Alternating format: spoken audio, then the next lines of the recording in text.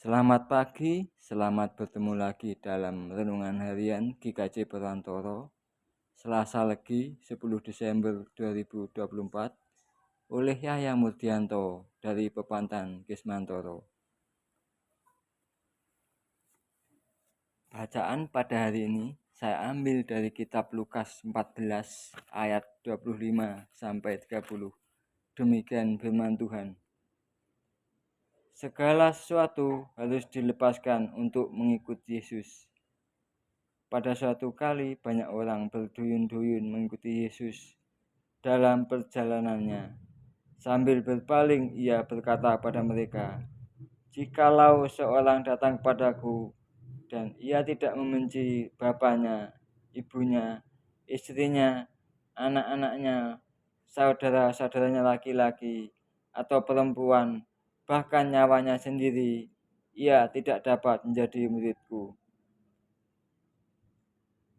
Barang siapa tidak memikul salibnya dan mengikut aku, ia tidak dapat menjadi muridku. Sebab siapakah di antara kamu yang kalau mau mendirikan sebuah menara, tidak duduk dahulu membuat anggaran biayanya? Kalau cukup uangnya untuk menyelesaikan pekerjaan itu, supaya jikalau ia sudah meletakkan dasarnya dan tidak dapat menyelesaikannya, jangan-jangan semua orang yang melihatnya mengejek dia. Sambil berkata, orang itu mulai mendirikan, tetapi ia tidak sanggup menyelesaikannya. Berbahagialah orang yang mendengarkan firman Tuhan dan menjalani dalam kehidupan sehari-hari. Maranatha, amin.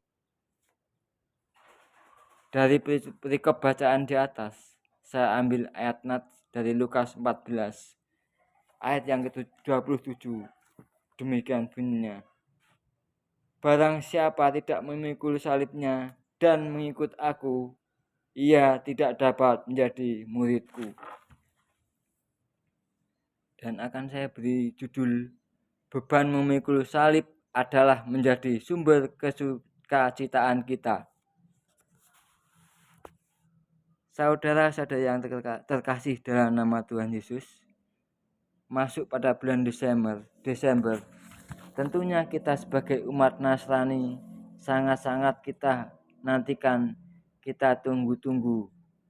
Karena perayaan Natal yang kita tunggu sebentar lagi akan kita jalani. Perayaan Natal identik dengan kita menunggu kedatangan Tuhan untuk menyelamatkan umat manusia dari belenggu dosa. Namun tanpa kita sadari, sebenarnya penderitaan Tuhan dipanggulnya sendiri untuk menebus dosa manusia.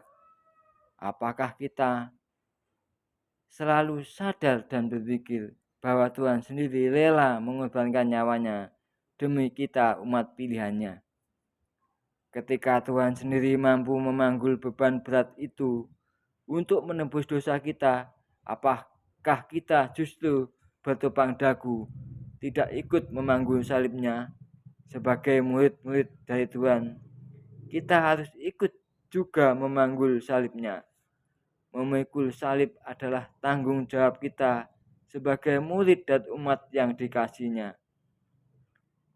Jika kita tidak mau memanggul dan memikul salibnya, kita bukan murid dari Tuhan. Seperti yang dikatakan Tuhan dari Injil Lukas 14 ayat 27 tadi. Saudara yang terkasih dalam Tuhan, apakah kita sebagai murid yang dikasihinya akan diam dan bertopang dagu saja? Itu menjadi pertanyaan pribadi saya. Itu menjadi pertanyaan juga bagi pribadi kita.